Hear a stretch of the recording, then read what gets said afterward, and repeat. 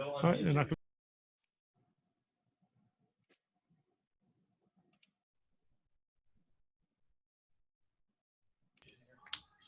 Hi, Coach. Welcome. great to be here. How you guys doing today?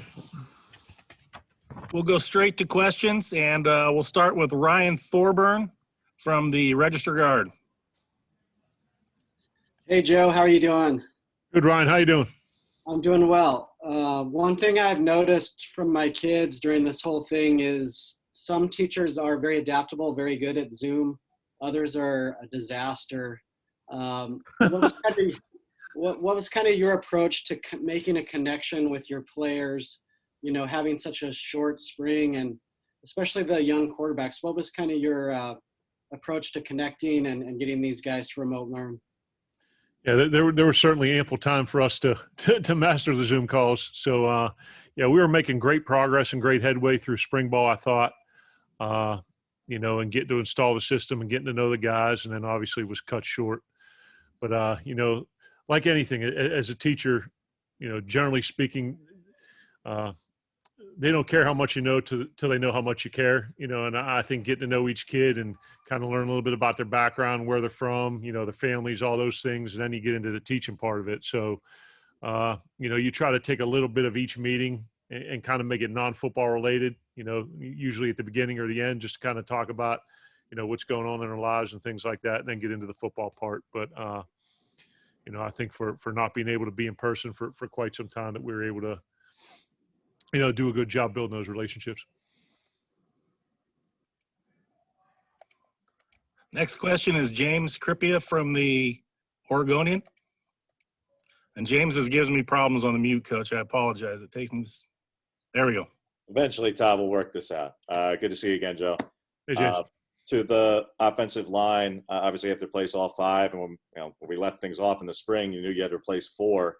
How do you evaluate George Moore or TJ Bass, who, I mean, in TJ's case, nobody's seen him in full pads yet in this program. And George, you only got to see him in shells. How do you go about evaluating the position when you haven't seen these players in full pads? I mean, it's kind of the biggest thing to do for the offensive line. Yeah, I mean, and first of all, you have utmost confidence in Coach Mirabel and Coach Cristobal with the offensive line, that you got two of the guys that are, you know, the best in the business of developing them from a mentality and a fundamental and technique and a schematic standpoint. But I think that's going to be the you know, focal point of camp, and the opportunities that we have here starting up, you know, in pads on Monday, is just mixing and matching those guys, giving them all an opportunity to go out there and compete, knowing that we got to replace, you know, all five. So, you know, ultimately we'll have to decide which the starting unit is moving forward. But I think we've got plenty of time for that. And, you know, all the guys will have a chance to put their, you know, best foot forward and state their case for the job. Next question will be Ashley Young from NBC Sports Northwest.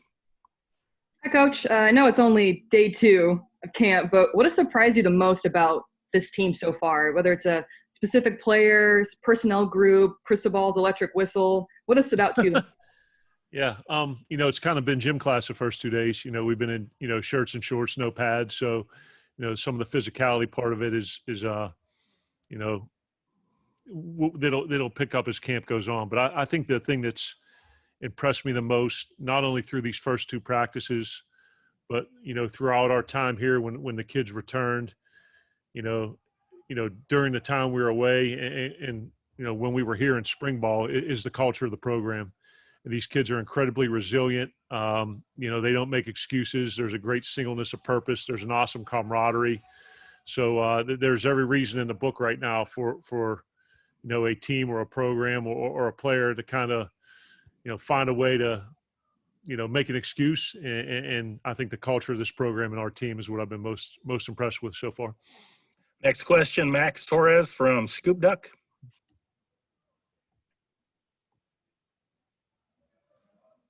Oh, I think we got it. Sorry about that. Hey, Coach. One question I'm interested to know here. You know, you're at Mississippi State, had all kinds of playmakers, but now you're at Oregon, which is a totally different roster, totally different talent. What excites you the most about this offense in year one? I think the thing that excites me the most is the ability to be balanced. You know, it's a system, you know, historically speaking, that we've run, that we've been able to throw it and run it with equal effectiveness. And, the two biggest determining factors in the outcome of football games are explosive plays and turnover margin. And I see us possessing the ability to do both very well, run it and throw it. You know what I mean? And if a team's going to crowd the box, have the chance to take it over the top. And, if they're playing deep, we'll be able to run it. And through 2 practices, we've done a good job protecting the ball. So I think that the number one, the championship teams I've been on and the great teams, the mentality has been dictated by the offensive and defensive lines. And I think that's tremendous here. So I think we're going to be able to win the battles up front. But on top of that, I think we have a bunch of very good playmakers that will allow us to be balanced. Next question, AJ Jacobson from Rivals. Hey, Coach. I wanted to talk with you about your offensive philosophy in terms of, you've had such great success with what you've developed and your system. When you come to a place like Oregon or, season to season at any place, how much of it is a system that you're going to run and how much of it is like looking at the personnel and then adapting what you run to who you've got type of thing? Yeah, that's a good question. And I think it's probably a little bit of a combination of both. And, a lot of it, relates, it's not what we know, it's what the players can execute, and things we talk about. Is it sound? Can we teach it? And can the players execute it, in terms of a general offensive philosophy? And, we've operated this system with a quarterback who can run, and maybe that be his strength. And we've operated with a quarterback who could throw, and maybe running is not his strength. So certainly I think the best part about it is its adaptability and its kind of sophisticated simplicity where, if we have a roster that's leaning more towards being successful running the ball, we've been able to run it and maybe the pass be secondary or vice versa. So I think that we're able to tailor the scheme based on the talent that we have. And I think that's what, makes me, like I said, most excited about it, that we're going to be able to tailor this thing and I think be pretty balanced. Next question, Matt Preem from 247 Sports. Hi, Coach. I'm curious, just what are you looking for out of whoever wins the quarterback job? What's going to separate them from the rest of the group? And then with Shuck and Anthony Brown, what's kind of their progression from walkthrough and Zooms and now camp of getting the playbook down and kind of knowing what and why and how? Yeah, I think there's probably a little bit of objectivity and a little bit of subjectivity to any quarterback battle, having been in one and having been through 22 years of kind of having to choose one. So I think you talk about, completion percentage, touchdown interception ratio, ability to, generate plays, with your feet by design or improvisation, and quite frankly, moving the ball and scoring points. And then there's a little bit of how do they take control of the team? How do the players respond to them? Those certain things where it's a little bit more feel. So I think it'll be a combination of those things. How are they completing the ball? Are they putting points on the board and at the same time making good decisions and protecting the ball? And then, also how the guys rally around them. So there's no exact science to it. And I think both of the guys, you see Tyler obviously sitting behind Justin and learning a lot of good football here in his time. And Anthony, a guy who's played a ton at this level, 50 career touchdown passes, I think close to 5,000 yards. So he's a guy that brings a lot of maturity to the room as well. Next question is Ryan Thorburn from the Register Guard.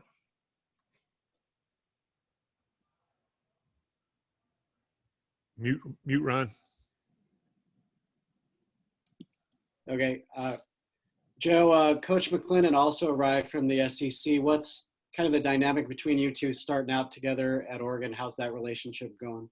No, it's been fantastic. And I was just thinking about that the other day, that the level of experience and expertise that we have in our offensive staff room, between, you mentioned Coach McClendon has been an SEC coordinator, Bobby Williams has been a head coach, Jim Mastros called plays, Coach Mirabel's, been with some very, phenomenal offensive lines. So anytime that you have a guy who's been in your chair and done it at a high level, that you're able to bounce ideas off of. And I think that's what's been great from an installation standpoint, that as we've been going through the offense over and over and over again before we've got to camp, that you've got a bunch of guys who've been successful at this level kind of sharing ideas and getting the thing fine tuned and kind of refined. So BMAC has been awesome. He's a great teacher. He's a great person.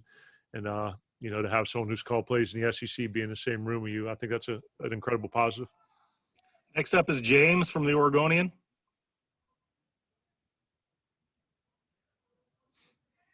John, I realize nobody's offseason was anything like, no one in the world had an offseason like we've had.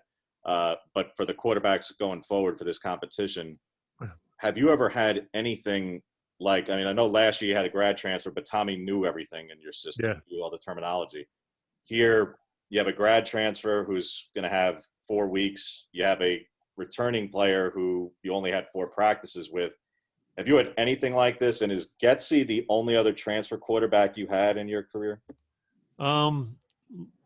Luke was a transfer from Pitt, and then when I was at Fordham, Michael Niebrick, I had recruited him to UConn, and then he came down and had a stellar career there. Broke almost every Fordham school passing record. So he would Tommy, and then AB would be the fourth. But just the situation. Everything's put in a microwave. It's spread. Everything's got to be sped up. You know what I mean? So 4 practices for Tyler, none for AB in the spring, or the other guys for that matter. And now, there's only so many times, as you mentioned, you can go over it on Zoom, you can put it on the board, and you can talk about the plays. You got to go out there and execute it. So I think we've been very, as a staff, judicious in our installation process, knowing that it's going to be as much about the scheme and the fundamentals and technique as it is the